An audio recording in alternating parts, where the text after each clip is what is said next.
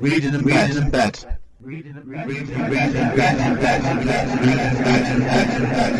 Right, Amanda, what are we doing today? We're doing Reading in Bed, episode 59. Yeah, the penultimate episode, Amanda, isn't it? Yeah, The, because we're going bye-bye. well, we're resting is the exact words in it. So from like I said, after next month, which is going to be a Christmas special, Amanda, I believe, isn't it? Yeah, Yeah. Now, people wondering with Christmas special, what do we do with the Christmas special, Amanda? we do the awards Yeah, for various different categories that we come up with. yeah, Nobody and this actually gets anything. It's just virtual rewards. exactly. And some of them are more obscure than others. Okay. And obviously, with Yeah. Reading in Bed 60 next month, that will be just one episode again, Amanda. Won't be back to one for the first last of the regular episodes anyway. So, and we will try and Yeah. do what kind of book each should we try and aim for, for next month? Yeah, I'm going to try and read Stephen King books, so that really will take me home one. Yeah, that will. I've got to read something that I've not decided yet. But there's definitely I've got a book I want to read. So I'm humming and hawing or something at the moment. So I'm not definitely not read at Reading in Bed. So, but watch this space, okay? Anyway, Reading in Bed 59A. Yes, we are doing it's split again this month, Amanda, aren't we? Yeah. Yeah. Before we get onto the book we're going to review it in this half, I noticed the word book. I can only do one in this half because it's going to be a fairly lengthy review, I think, personally. We have news, don't we, Amanda? Yeah, What news I have we got, got the Amanda? runner-up.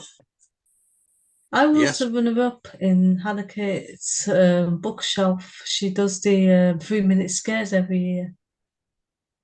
Hannah's And bookshelf. normally I just get the honourable mention. Yeah. Hannah's bookshelf, people wondering, is a weekly online and also radio program for North Manchester FM in England between 2 p.m. Is it 2 p.m., isn't it? Yeah, 2 p.m. and 2 p.m. 4 to p.m. 4 every p.m., yeah. Saturday. It was like this great show, really is. And last year I entered it myself, first time I'd ever done it. And I got third prize, done Amanda, so which I was delighted with. And Yeah. I got an honourable mention this year, which I'm delighted with again. But I'm made up Amanda got a placing in it. I'm so pleased for her with that. So and yeah, well, that program is going to be going live shortly. So we've not seen it yet ourselves, but we look forward to hearing it. Right. Okay, Amanda. Shall we go on to the book for this half? Yeah. Okay. How do you want to do this? Well, I'm going to read the blurb out just in case it's different to yours because I've actually two of my comments are related to the blurb. Okay. Well, if my blurb is different, then I can always read my blurb afterwards. But yeah, that's fine. Do it. Okay. Go for it.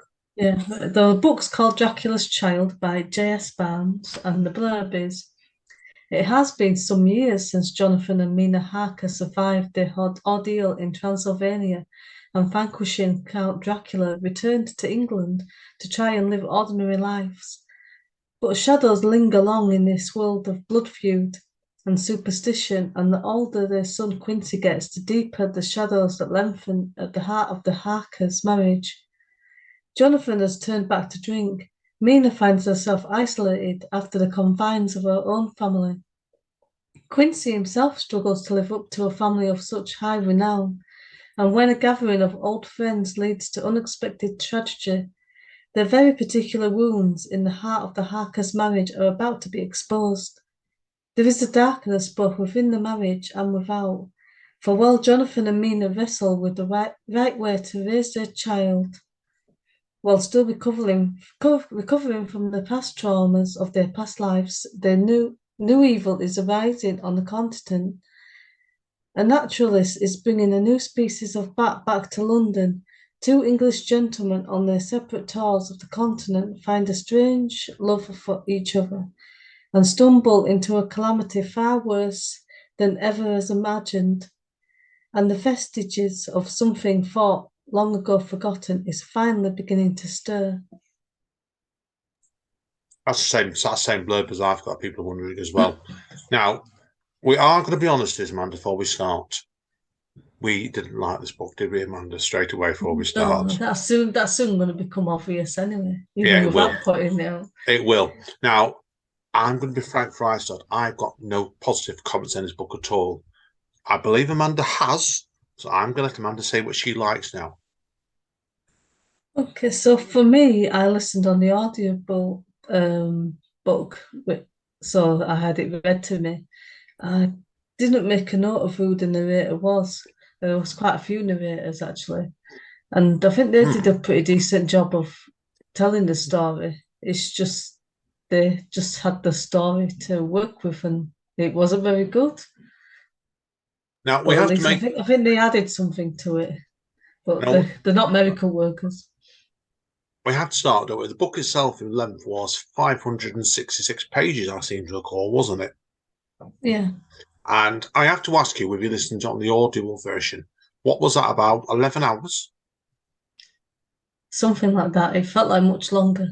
Yeah, it did for me when I was reading it as well. It was a torturous process. Really, really a torturous process. Now, I'm going to let Amanda start now. I've got a number of points I want to go through. How do you want me to do this, Amanda? Do you want me to go through my points and you chip in with them and we could touch on anything else you've got at the end of it? Or Yeah. okay. First thing, I've got 7 points here. Okay, the pacing. I've both said already. The book itself is 506 pages, 66 pages, and it felt like it as well, didn't it, Amanda? Yeah. But how do you feel about the movement in this book, Amanda? 'Cause I found it way too slow.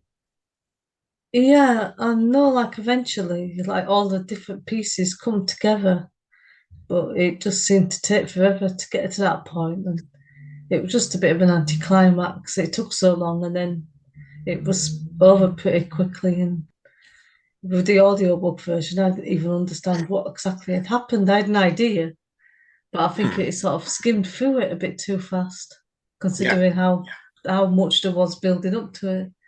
yeah, it's one of those ones where I'm going to cover other parts, but there's certain tricks they've done. But the pacing of the book for me was way too slow. And if I'm honest, I felt an editor should have had spoke to the author about this because the original Bram Stoker's Dracula certainly wasn't 566 pages.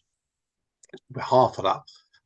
If the book had been cut in half and certainly speeded up towards the climax and made that a better climax, they might have got away with this. But no, straight away it was too slow. So, is there anything else you want to talk about with the pacing of this book, Amanda? No, not so much. I think I've said everything about the pacing. Right. Okay. I've got to ask you as well. How did you like it when the book itself was pretty short as all for the book of journals, extracts, diary extracts, newspaper clippings? Did that work for you? I can see why they did it, but it felt like very telling rather than showing. Yeah. So No. it sort of distanced the reader from it a little bit. Yeah. No. And I don't think that was a good thing. No, it wasn't.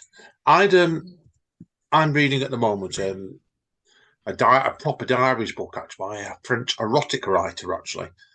If I ever have the guts, I might actually do this for reading in bed and next month maybe by a French writer called Ananas Nin, and I'm reading her first book at the moment of her diary, and it's really really powerful, and it uses dialogue like this book does, but it has an authenticity, if you know what I mean. You feel it, don't you? Like it's a proper journal or diary. And Yeah. this didn't it, it should have really done to drop the idea of constant journals to me and perhaps just told it a straight novel that way because it's and also I had issues with as well on this same point. There was and then one of the newspaper articles as well.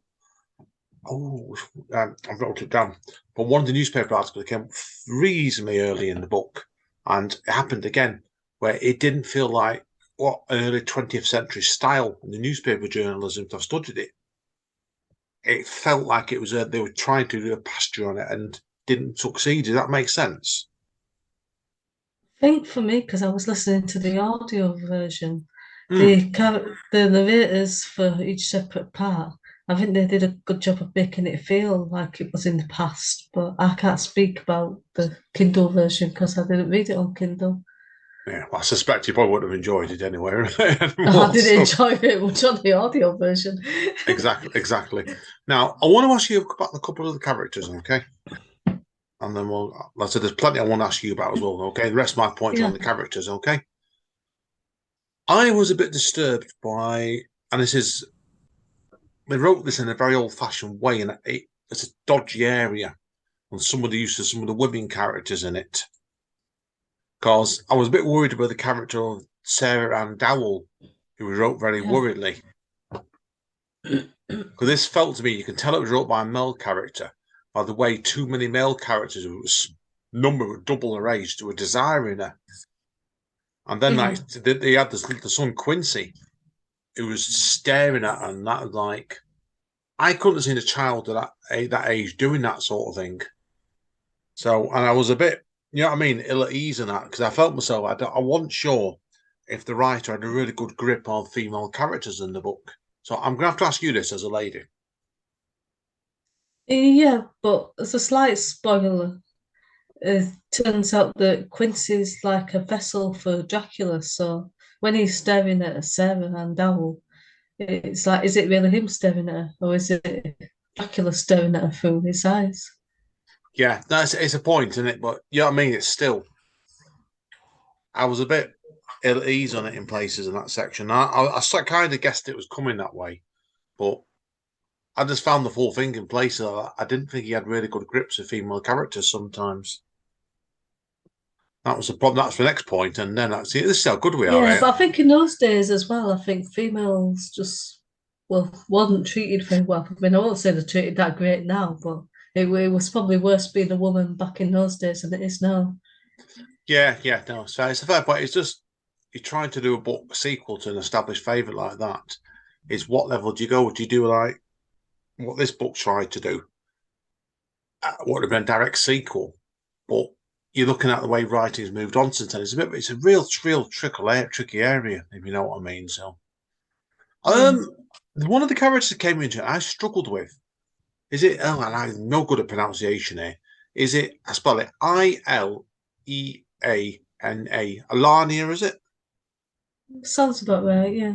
Yeah, I didn't get understand that character because it seemed like the character appeared out of nowhere, and there wasn't any development on the character at all, really.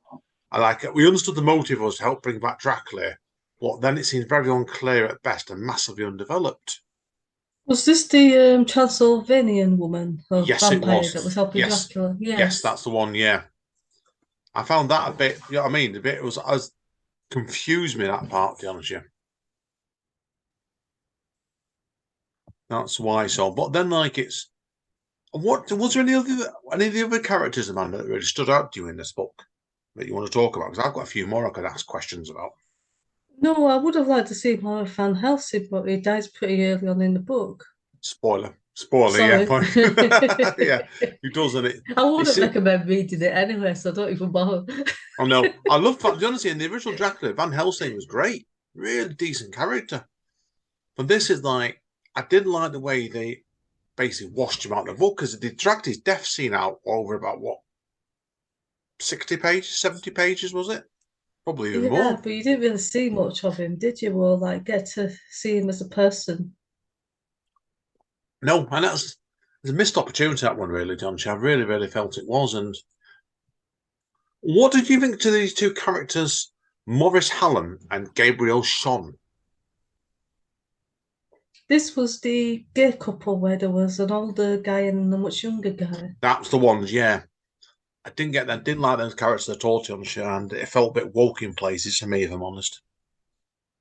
I mean, the problem I had with it, it feels like obviously I know like Van Helsing and Jonathan and Mina Harker, but I felt like I should know some of the other characters. I might be wrong here, but I feel like maybe they're from the film or the book or something.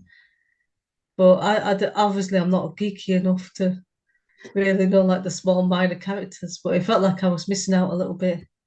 Like it I was think, aimed at people that really know like the minute details of Dracula and the characters in it.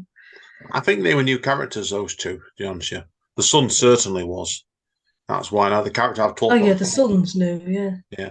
And the female character I talked before, that's definitely new as well. But yeah, it I don't know, it's awkward this one because I felt like the writer was trying to be more ambitious and perhaps do what it should have been really.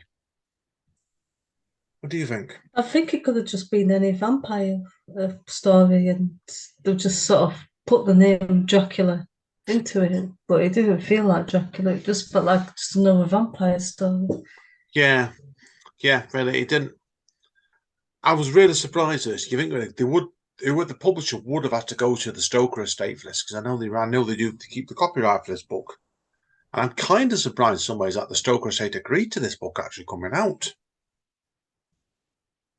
Yeah, I That's think it why. was Titan Books published it. I think that's a fairly decent sized publisher.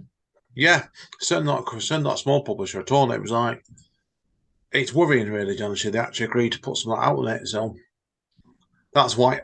Tell me, okay, let me ask you then, what did you think about Quincy the Son? To say the book's called Dracula's Child, and he's clearly supposed to be Dracula's child in some way, which I've sort of mentioned already anyway. Yeah, It didn't really show much of him. yeah, and that's what I'm thinking about myself for that. I was really surprised how undeveloped it was. Really surprised that the character wasn't it? It's just a really tricky area. To understand. I don't think they've done themselves in the favours of this.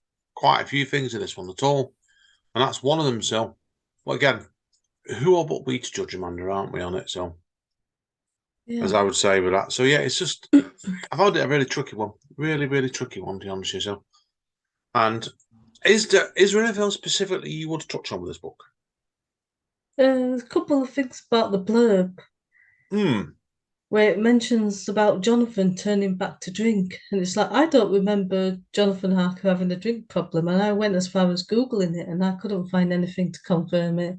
So I don't know where they get this idea from that he's turned back to drink. Yeah, I don't remember because I've read the original Dracula. God, it was a few years ago that as well. Yeah, it was, and it was like my mate in work I used to work with. Sent him the blurb over this book, and he turned around and said to me that second paragraph was god awful. His exact words, it put him right off it. And he asked me, he said it just didn't feel like it was proper sequel to Dracula. It felt like his words were fan fiction.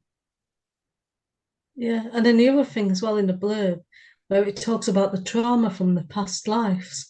And that makes it sound like they're being reincarnated. And they used to be Jonathan and Mina, but now they're reincarnated. And it's not the case. It's just like it means trauma from the past in this life. Yeah, And you very could very. pick it up thinking it's a completely different book to what it is. Yeah, if people look at this, they will see this, and it's worrying. To be honest, yeah, I think it's really worrying what they've done in this book. I don't. It just doesn't. Am I right in saying this? Does it feel like he never got to grips in the book, did he? No, And that's what we feel like. It just didn't feel like it was any kind of real sequel to Dracula. Really, I felt it was just really misjudged. So, is there anything else, Mandy, you want to talk about this book before we get into marking? I have to ask you. I just think there were lots of cringy parts in it. It's like there's seem to think like there's a set criteria, like like nudity and sex and vampires and things like that. But I think they just did everything wrong, and there's like so many scenes in this, and like the vampires lying naked above them, and like teasing them and stuff like that. But it just didn't feel like the sort of vampires, but like the classic vampires that I know. Yeah, it's exactly the same problem I've got with it myself, and it misjudged it basically.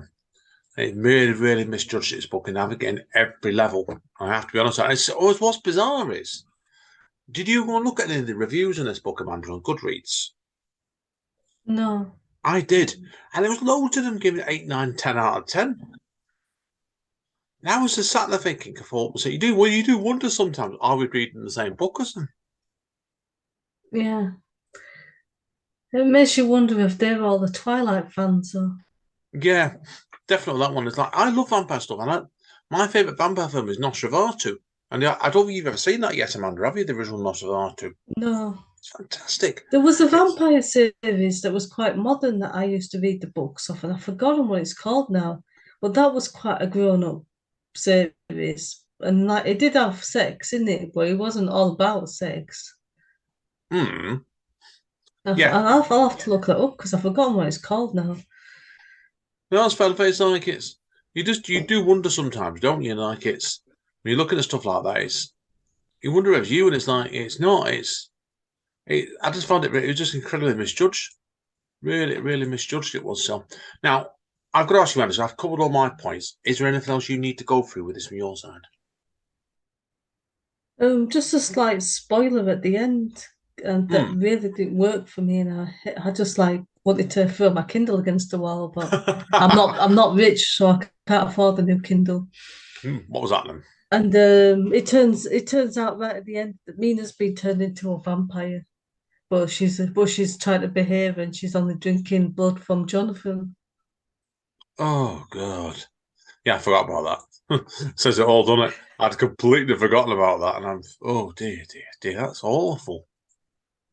It kind of says it all, doesn't it, Amanda? Sometimes when you sat there, you're right, it's cringing. That's absolutely dreadful. Oh God, completely, yeah, agree with you on that. So that one. So we have to ask. Obviously, people are wondering: would we read another sequel to Dracula? Say Dracula's Child, Child. No, I feel like the ending was trying to set it up. Like I wouldn't be surprised if the author tries to come out with like another book, and like it's Mina as a vampire or something like that. But I Oh won't be reading it. no, no, no. It's quite telling actually. Really, I was going back through our reading in bed archive the other day actually, and interesting enough, the first episode we ever did, because obviously it's episode 59, we were quite nice to the books basically. But I always remember in the second episode we did, which if people want to go back to this, reading about episode 2, it has interesting enough, there's 2 horror books on that year, done that start episode. Do you remember them both, Amanda? Was one of them the zombie book? One was by Stephen King with his son Owen King, Sleeping Beauties, which I know you really liked. And the other Yeah, one is, yeah, and I'm going to name it because we're finishing this podcast off next month. Frank Tail, Surviving the Evacuation London, Book 1. This book, I'm going to frank, is worse than that to me. Because that book, I think we give 3 out of 10 or something, didn't we, each or something? It was a very, very, very poor mark anyway. I don't think I hated that book so much. I feel like there was another book.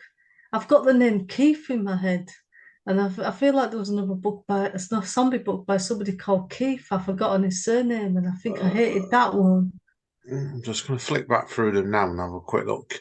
There was a book on episode 4, April 2018. And I never read this by Keith Houghton called Crash. I don't know. I'd have to have a look. Anyway, we're not People going can to, look back and find it anyway. yeah, they can work it out themselves. April Yeah, there was definitely 2018. a zombie book that we both hated anyway, and we kept bringing it up for episodes afterwards to compare other books against it. Yeah, I'm sure that London book. I'm sure it was that. I know I definitely despised that book. So, because I remember ringing you up. This was digressing, but hey ho. But Bobby, I was in a charity shop, man. The one in Cholton Cum Hardy. Fairly recently, I rang you up about this, didn't I? And I saw the Yeah. complete list of that book, the author's books in this charity shop on bookshelf. And there must have been about 18 of them. And I thought to myself, somebody's obviously gone and bought all of them cheap somewhere and read them all. Oh my God.